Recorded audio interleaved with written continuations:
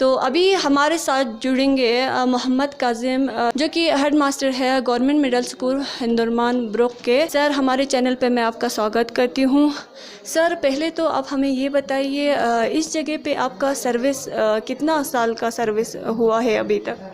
हाँ, यहाँ पे आके मुझे साढ़े चार साल लगभग 4.5 साल यहाँ पे हुए हैं।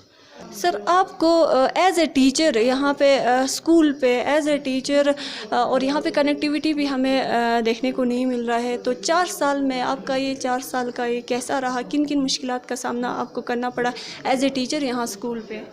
या एज ए टीचर स्कूल पे कनेक्टिविटी का तो काफ़ी प्रॉब्लम्स है। आजकल मीडिया का दौर है, इंटरनेट का दौर है, तो इसकी काफ़ी कमी रहती है यहाँ पे। लेकिन बाकी जब स्कूल पे आते हैं तो फिर हम अपना स्कूल वर्क्स होते हैं ऑफलाइन से जो भी हमारा काम चलता है, तो जब इसमें बिज़ी हो जाते हैं तो उतने टफ़ भी नहीं लगते हैं। हाँ, अलबत्ता इतना ही कि आने जाने में काफ़ी टफ़ रहते हैं, और ख़ासकर यहाँ पे ऊपर आने के बाद स्कूल सिचुएशन में अगर इन अलाउंस देखेंगे तो सही पानी का प्रॉब्लम्स है, बाकी रहा टीचिंग स्टाफ के थोड़ा सा प्रॉब्लम रहते हैं। लेकिन overall we are trying our best to carry all this things. Sir, यहाँ पे आपको जो पेरेंट्स है इनसे कितना कोऑपरेशन मिलता है यहाँ स्कूल पे? हाँ, जैसे मैं फर्स्ट टाइम मैं स्कूल में आया तो सबसे पहले मैंने कम्युनिटी को मोबिलाइज़ करना शुरू किया। वीसीज़ को मैंने एक्टिवेट किया यहाँ पे, तो आहिस्ता आहिस्ता जुड़ते गए। तो सबसे पहले मैंने पेरेंट्स को बुलाया, तो यक्के दुक्के टीचर्स आते थे। फिर मैंने एक शेड्यूल बनाया मैंने कि फर्स्ट डे ऑफ यानी कोई भी मंथ हो मीटिंग रखेंगे, फिर 15 को भी कम से कम पेरेंट्स और पीसीस का मीटिंग रखेंगे। तो आहिस्ता आहिस्ता 1 2 3 4 इस तरह से पेरेंट्स जुड़ते गए। फिर इसके बाद मैंने मोबिलाइज़ किया, ख़ासतौर से मदर्स को मोबिलाइज़ किया।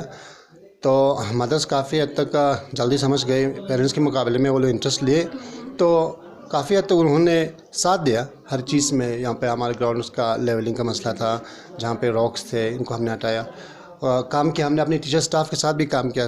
जैसे सैटरडे को हाफ डे रखा, हाफ डे में पूरे विद स्टूडेंट्स, स्टाफ मेंबर्स और जो मदर्स है ख़ासकर उनको बुलाया, और यहाँ पे हम इनका फीलिंग करना, यहाँ पे इनके फुटपाथ्स बनाना, हर एक चीज़ का मैं उन्होंने साथ दिया है, खासकर मदर्स ने। तो 4 साल पहले जब आप यहाँ आए थे तब और अभी कंपैरेटिवली क्या क्या डेवलपमेंट आपको दिख रहा है इस स्कूल में?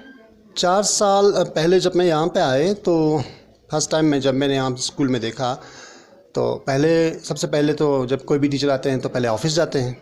तो पहले ऑफ़िस जाके देखा तो वहाँ पे नीचे एक क्लासरूम है। क्लासरूम काफ़ी डार्क था, तो मैंने जाके देखा तो कोई मतलब ऑफ़िस का इतना स्ट्रक्चर नहीं लग रहा था। तो फिर मैंने चेंज किया। ये 3 कमरे बने हुए थे, उसका नए कमरे बने हुए थे, ये जो ACR बने हुए थे, एडिशनल क्लासरूम बने हुए थे। तो मैंने यहाँ पे चेंज किया, सबसे पहले ऑफ़िस को सेटअप किया।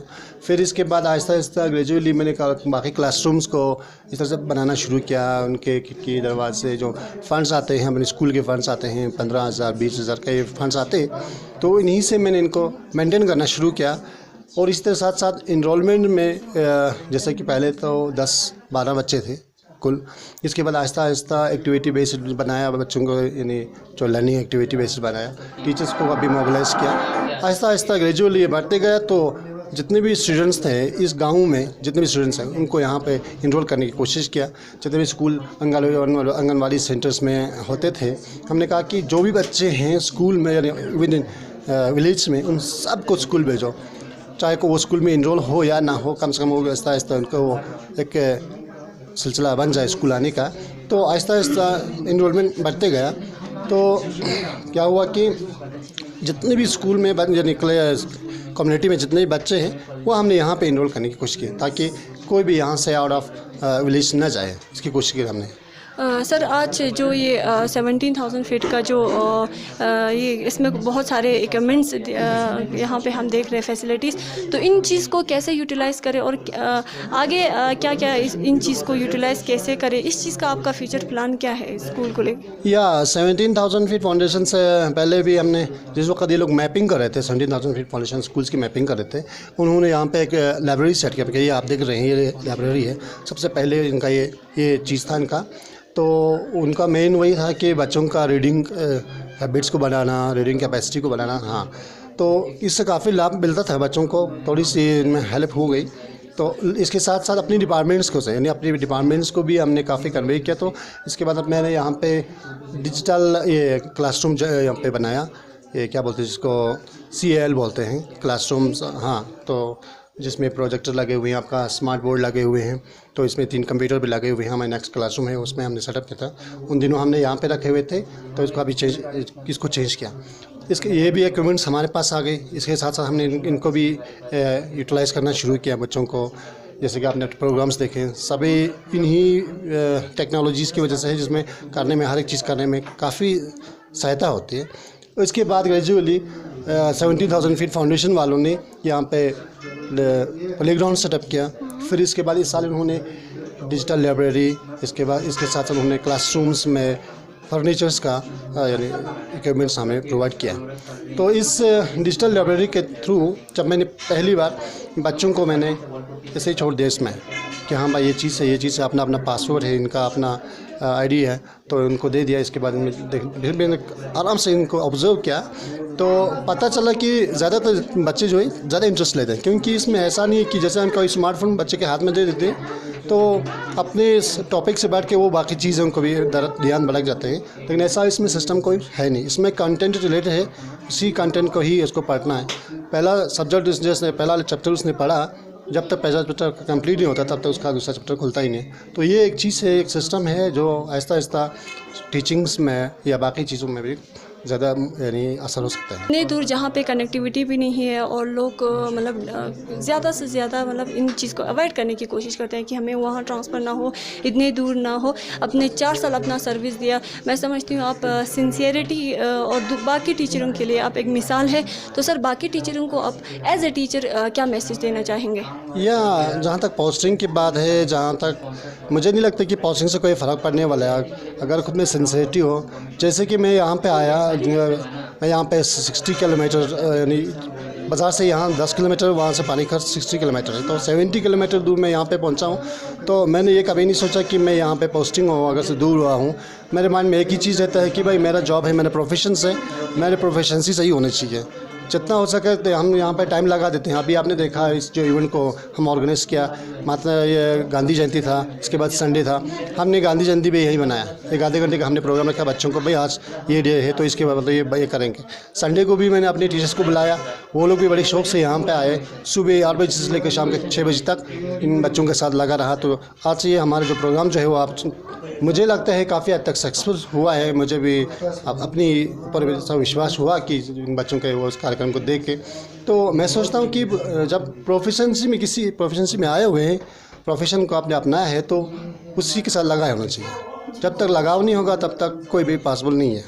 एज ए टीचर आप पेरेंट्स को क्या मैसेज देंगे? क्योंकि पेरेंट्स कोऑपरेशन बहुत ही ज़्यादा ज़रूरी है और बहुत सारे स्कूल अगर फेल होते हैं तो पेरेंट्स कोऑपरेशन ना होने की वजह से। तो एज ए टीचर आप पेरेंट्स को क्या मैसेज देंगे, बाकी पेरेंट्स को? या पेरेंट्स को यही मैसेज है, कम्युनिटी को यही मैसेज है कि मोबिलाइज होना बहुत ज़रूरी है। और ये स्कूल ऐसा नहीं है कि सिर्फ पेरेंट्स से चले या सिर्फ टीचर्स से चले या कोई डिपार्टमेंट के कोई दूसरे यानी जो भी अथॉरिटी है उससे चले। ये एक ट्राइपोलर है जिसमें पेरेंट्स, टीचर्स और स्टूडेंट तीनों का आना बहुत ज़रूरी है। अगर किसी एक में कोई कमी रह जाते हैं तो वो काफ़ी सक्सेसफुल नहीं हो सकता है। जैसे कि अगर किसी गाड़ी के एक टाइम में कोई प्रॉब्लम होता है तो वो आगे बढ़ नहीं सकता है। सो लाइक दैट स्कूल का भी यही है कि ये ट्राइपोलर प्रोसेस है, इसमें तीनों चीज़ का सही होना बहुत ज़रूरी है, तीनों चीज़ का पॉजिटिवली इसमें इन्वॉल्वमेंट होना बहुत ज़रूरी है। इसलिए पेरेंट्स से यही गुजारिश है और यही रिक्वेस्ट भी है तो कि ज़्यादा से ज़्यादा अपनी जो कम्युनिटी में जो भी स्कूल है, किसी भी गांव में हर लोकेलिटी में आज कोई ना कोई स्कूल ज़रूर है, उसी स्कूल के साथ ताउन करें और उसी स्कूल के टीचर्स के साथ ताउन करें। बहुत से टैलेंट्स होते हैं टीचर्स में, बहुत से क्वालिटीज़ टीचर्स में होते हैं। गवर्नमेंट ऐसे ही किसी टीचर को उठा के नहीं लाते हैं कि उसको बड़े प्रोसेस से गुजरना पड़ता है, तब जाके वो टीचर में सिलेक्शन होते हैं। तो ये नहीं सोचना कि कोई भी टीचर ऐसा होगा। हाँ, तो गवर्नमेंट ने इतने प्रोसेस के बाद टीचर में सिलेक्शन होते हैं। किसी इंटरव्यू में आपने देखा होगा कि कई हज़ार बैठते हैं तो उसमें से 50 सिलेक्शन हो जाते हैं, तो ऐसा नहीं है। तो इसमें भरपूर ताउन होना चाहिए। जब ताउन होगा तो आपके पास वाले स्कूल जो पास अपने लोकेलिटी में है वो अच्छा हो सकता है। यानी क्वालिटी एजुकेशन इसमें आपको मिल सकता है, कहीं किसी दूर भागने की कोई ज़रूरत नहीं है। थैंक यू सर, हमें टाइम देने के लिए आपका बहुत बहुत शुक्रिया सर। Thank you. तो नाज़रीन, अभी हमारे साथ बात कर रहे थे गवर्नमेंट मिडल स्कूल के हेड मास्टर मोहम्मद काज़म सर। तो वाक़ईन ऐसे टीचर बहुत ही किस्मत वालों को मिलता है जो सिंसियरली इतने दूर काम कर रहे हैं। बेशक बहुत सारे टीचर जो है अपनी सिंसियरिटी से काम करते हैं और इनमें से एक टीचर है जो काज़म सर। तो नाज़रीन, पल पल के अपडेट के लिए ग्रेटर लद्दाख के साथ जुड़े रहिएगा। कैमरा पर्सन समरीन के साथ मैं Bilkis Fatima reporting from government middle school Hundurman broke.